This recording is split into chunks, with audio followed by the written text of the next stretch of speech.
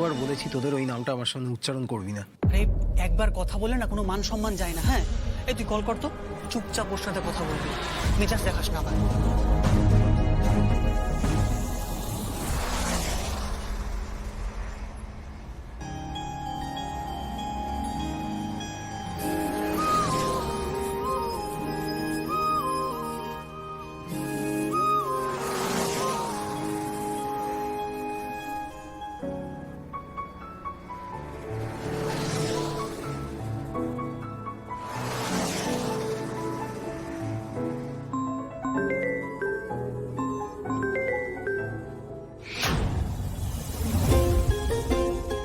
অচেনা number, whose this? কে? Sorry sorry sorry আমি বুঝতে পারিনি। তুমি রিভিশন দাও না, এখন কারো ফোন ধরতে হবে না। কে করছে তো দেখি। পরে দেখে নিও, এখন exam first priority. Please focus.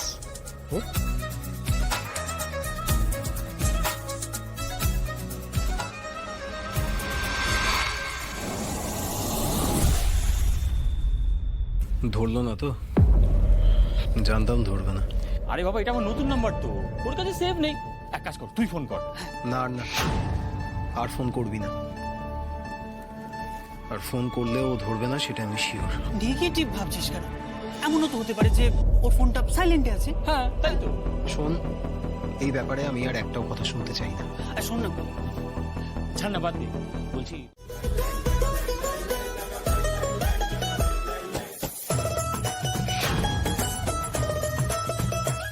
Office অব্দিও পৌঁছে গেছে, অসহ্য।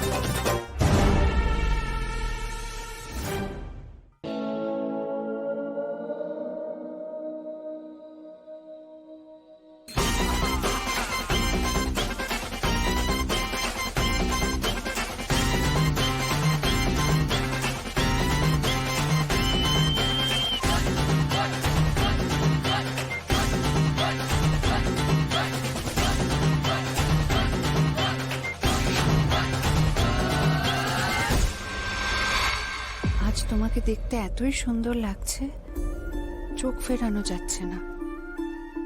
বেবি, সকাল সকাল তোমার মিষ্টি মুখটা দেখলে দিনটা খুব ভালো কাটে।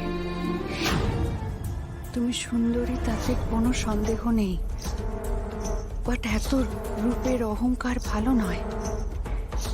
এত শো অফ করো না, তার চেয়ে কাছে এসো, খুব কাছে, এত কাছে যাতে তোমার ঠোঁটের উষ্ণ ছোঁয়া পাই। এত বিশ্রী কথাবার্তা, ছি ছি ছি ছি, অসভ্য ছেলে একটা।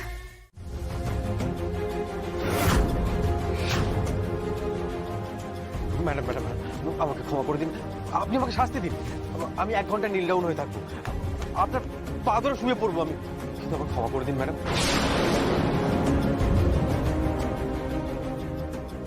এত কাছে যাতে তোমার ঠোঁটের উষ্ণ ছোঁয়া পাই। ম্যাডাম আমি সরি বলছি তো, আমাকে ক্ষমা করে দিন প্লিজ। প্লিজ ক্ষমা করে দিন। একটা ভুলের জন্য ক্ষমা চাইতে নতুন করে আরো একটা ভুল। অবশ্য এটা ভুল নয়, অত্যন্ত অসভ্য একটা ছেলে আপনি। পরের ভুলটা আপনি ইচ্ছে করে করেছেন।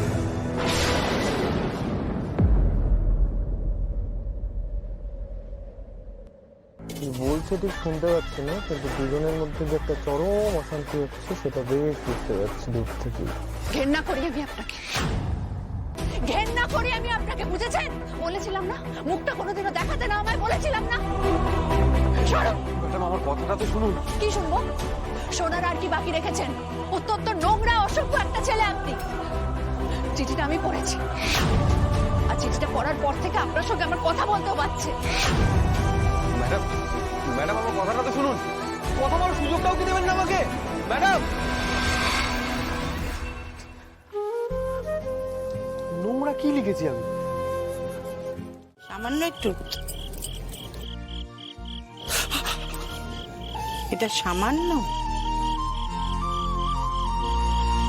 দেখি।